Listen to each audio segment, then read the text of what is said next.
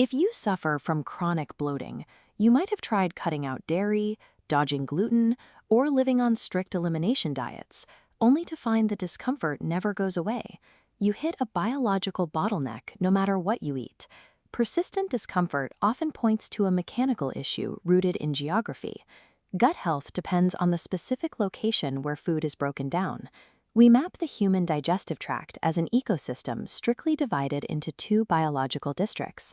The small intestine is a high-speed processing zone where nutrients are rapidly absorbed. Below, the colon is a high-density residential zone, housing trillions of microbes that digest whatever remains.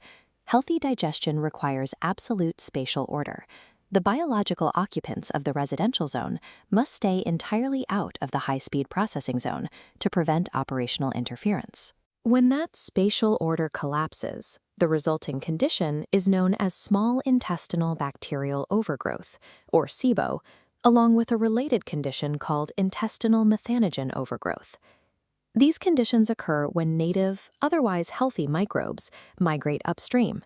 They leave the large intestine and push their way directly into the small intestine. These are native, beneficial microbes acting as unauthorized occupants, existing in the wrong district at the wrong time. As they crowd into the sleek upper channel, they create a massive operational traffic jam. The sheer volume of biological residents blocks the small intestine from performing its daily rapid absorption duties. Chronic bloating represents a crisis of spatial ecology.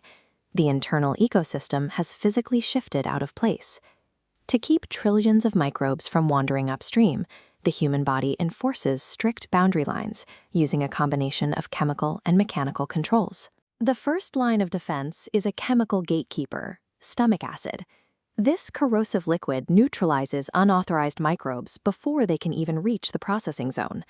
However, taking common antacids or proton pump inhibitors to treat acid reflux lowers the potency of this chemical gatekeeper, leaving the northern border open for microbial colonization.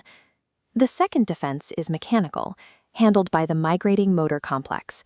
You can see this system here as rhythmic waves moving down the tube. This biological street sweeper activates exclusively while you are fasting, physically pushing food debris and stray bacteria downward into the colon. If this motor complex is damaged or sluggish, the rhythmic contractions stutter and fade out. The sweep fails to complete its route, creating a growing pileup of stray debris in the middle of the tract. This stagnation gives wandering microbes a chance to settle. With the sweepers turned off, they build heavy, permanent nests directly inside the high-speed zone. Without an active chemical gate at the top and a functioning mechanical sweeper in the middle, the invisible boundary lines of the digestive ecosystem dissolve. Once these unauthorized nests are established, the microbes get first access to your meals. They ferment the food prematurely, long before your own body has a chance to absorb the nutrients. As they eat, these microbes release significant amounts of trapped hydrogen and methane gases directly into the narrow confines of the small intestine. This trapped gas balloons the delicate intestinal walls outward. This intense physical stretching triggers a severe pain alarm in the gut's nerve endings, a condition that doctors call visceral hypersensitivity. Physicians can map this specific anomaly. By administering a carbohydrate breath test, they measure the exact levels of exhaled hydrogen and methane to pinpoint exactly where the unwanted fermentation is taking place. The physical stretching is soon accompanied by structural damage. The nesting bacteria degrade the delicate lining of the gut wall, breaking apart the tight cellular junctions and creating intestinal permeability, often referred to as leaky gut. As the barrier fails, toxic bacterial fragments, known as LPS, slip through the cracks and enter the bloodstream. They immediately collide with immune sensors called toll-like receptors, triggering warning signals that cause chronic fatigue and low-grade systemic inflammation. Fungal invaders, like yeast, often take advantage of this weakened state, leading to small intestinal fungal overgrowth. These fungi team up with the bacteria to construct slimy protective shields known as biofilms, making them highly resistant to the immune system. A failure of spatial zoning spirals rapidly. Unchecked microbial nesting quickly escalates from a localized pocket of trapped gas into a severe whole-body inflammatory crisis. Restoring order requires clearing the invaders, but deploying broad-spectrum antibiotics wipes out the friendly, necessary microbial communities in the large intestine.